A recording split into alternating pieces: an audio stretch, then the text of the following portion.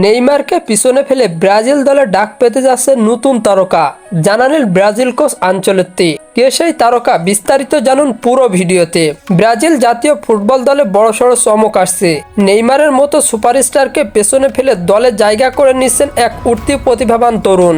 তিনি আর কেউ নয়, তিনি তরুণ মার্কোস লিওনার্দো। মাত্র 21 বছর বয়সী এই ফরওয়ার্ড ইতিমধ্যেই ক্লাব ফুটবলে দারুণ নৈপুণ্য দেখিয়ে কোচ কার্লো আনচেলত্তির নজরে এসেছেন।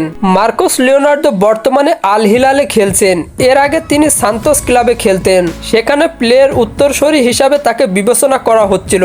চলতি মৌসুমে তিনি আল হিলালের হয়ে ক্লাব বিশ্বকাপে নিজের গুরুত্ব প্রমাণ করেছেন। ব্রাজিল জাতীয় দলের সামনে 2026 বিশ্বকাপকে ঘিরে বড় প্রস্তুতি চলছে। আনচেলত্তি এই প্রস্তুতিকে তরুণদের বেশি গুরুত্ব দিচ্ছেন।